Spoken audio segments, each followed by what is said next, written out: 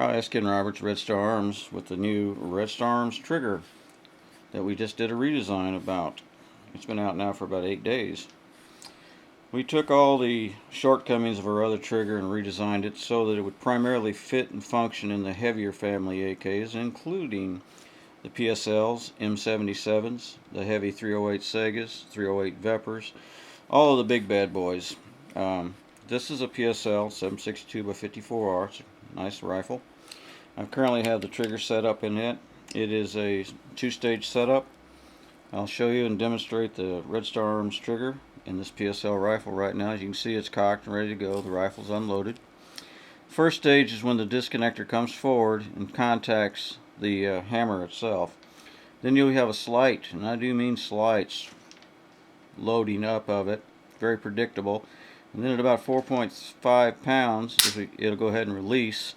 Very little over travel. In fact, I can remove what little over travel I have, but for demonstration purposes, I'll just leave it in there that way.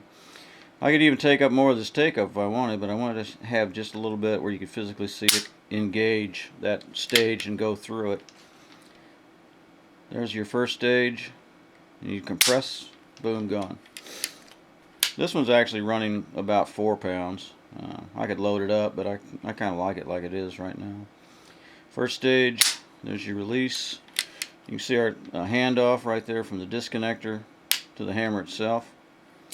It's a nice design. Working with all of the heavy calibers, the arsenals that have the humongous rivet that used to set right back in here. We opened up the back entirely, as you can see, and it works very well for any AK we've encountered.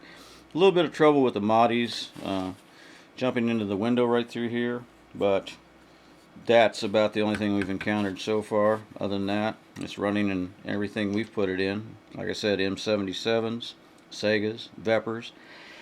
A lot of the shotguns and things that when they modify them, they have to, of course, move everything back here and move the trigger guard. And when they do, a lot of times they just put a small bolt back here or run through a rivet.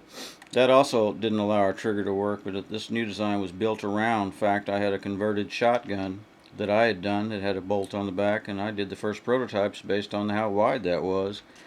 And it from there led to this design, which is, after 3 tries in 8 months, we finally have developed something I can be very proud of, and I can't wait for you guys to get your hands on it. I'm going to be sending some of these out for test purposes to some of the people from the infamous AK forum board. There's 10 guys out there I've selected that are going to be receiving these in the next week. I hope that they get to test them and have as much fun with them as I have had in the last 24 hours with this bad boy here. But once again, this is Ken Roberts. This is Red Star Arms' brand new fully adjustable trigger for the heavy rifle family and the light rifle family, but it really is excellent in the big boys. 308s, 8mm Yugo, and the 762 by 54R. And with that, I'll let you go, and thanks for using Red Star Arms products. This is Ken Roberts. Thank you.